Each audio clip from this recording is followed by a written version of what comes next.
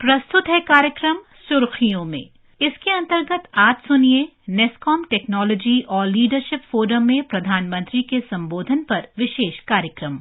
NASSCOM technology leadership forum नवोन्मेषकों और तकनीक के क्षेत्र में काम कर रहे लोगों का एक सम्मेलन है, जिसमें दुनिया भर के नवोन्मेषक और तकनीक के क्षेत्र में उद्योगों को संचालित करने वाले एक मंच पर विचारों का आदान प्रदान करते हैं। 17 फरवरी से 19 फरवरी तक चलने वाले इस कार्यक्रम को आज वीडियो कॉन्फ्रेंसिंग के जरिए प्रधानमंत्री नरेंद्र मोदी ने संबोधित किया। अपने संबोधन में उन्होंने स्टार्टअप और नवोन्मेषकों से दुनिया भर में एक उत्कृष्ट मानदंड स्थापित करने वाले उत्पादों के निर्माण और इस दिशा में नए प्रयास करने को कहा।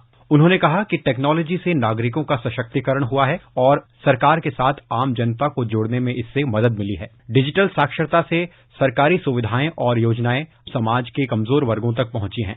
अपने युवा उद्यमियों को, हमारे स्टार्टअप्स को दुनिया में पैदा हुए नए अवसरों का लाभ उठाने के लिए पूरी आजादी मिलनी चाहिए। सरकार को देश के नागरिकों पर, हमारे स्टार्टअप्स पर और इनोवेटर्स पर पूरा भरोसा है। इसी भरोसे के साथ सेल्फ सर्टिफिकेशन को प्रोत्साहित किया जा रहा है। साथियों, बीते 6 सालों में आईटी इंडस्ट्री ने जो प्रोडक्ट्स, जो समाधान तैयार किए हैं, उनको हमने गवर्नेंस का महत्वपूर्ण हिस्सा बनाया है। विशेष तौर पर डिजिटल इंडिया ने, डिजिटल टेक्नोलॉजी ने सामान्य से सामान्य भारतीय को सशक्त किया है, सरकार से उसको जोड़ा है। आज डेटा को भी डेमोक्रेटाइज किया गया है और लास्ट माइल सर्विस डिलीवरी भी प्रभावी हुई है।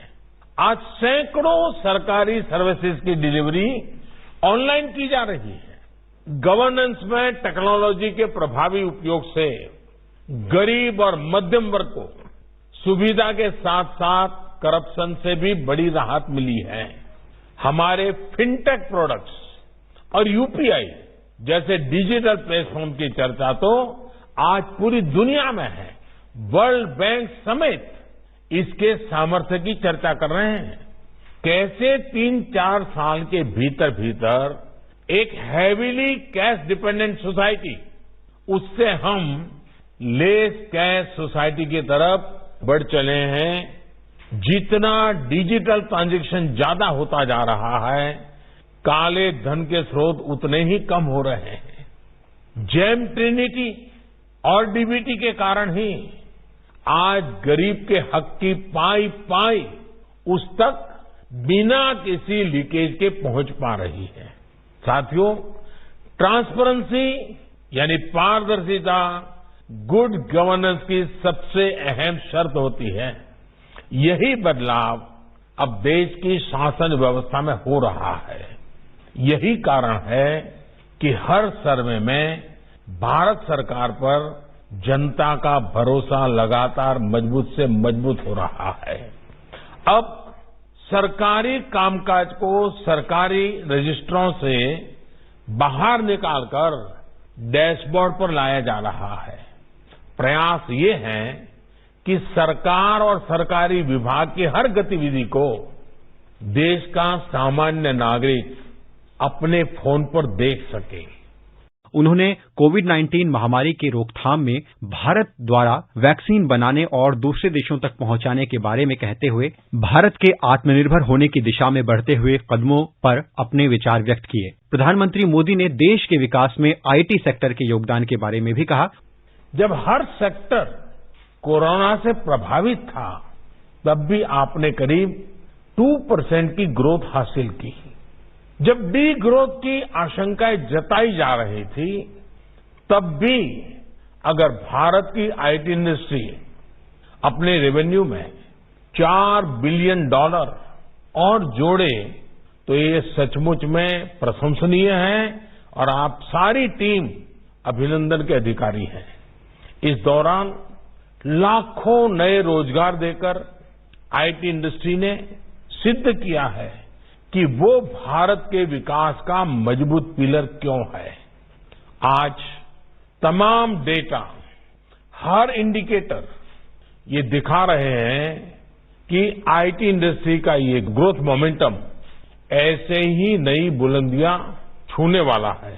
साथियों, नया भारत, हर भारतवासी प्रगति के लिए अधीर है। हमारी सरकार नए भारत के युवाओं की इस भावना को समझती है। 130 करोड़ से अधिक भारतीयों की आकांक्षाएं हमें तेजी से आगे बढ़ने के लिए प्रेरित करती है। नए भारत से जुड़ी अपेक्षाएं जितनी सरकार से हैं, उतनी ही आपसे भी है, देश के प्राइवेट सेक्टर से भी है।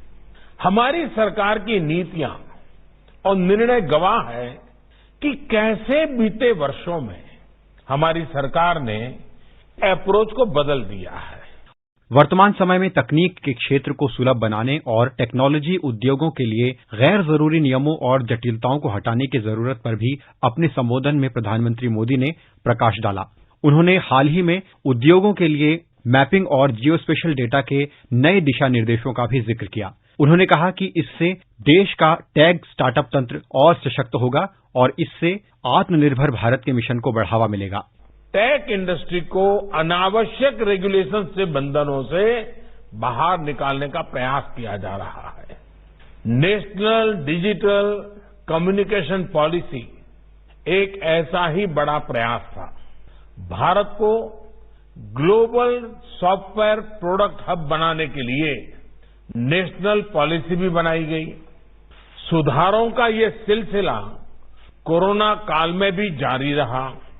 कोरोना काल में ही other service provider OSP guidelines को जारी किया गया। इससे नई परिस्थितियों में आपके लिए काम करना आसान हुआ। आपके काम को कम से कम रुकावट का सामना करना पड़ा।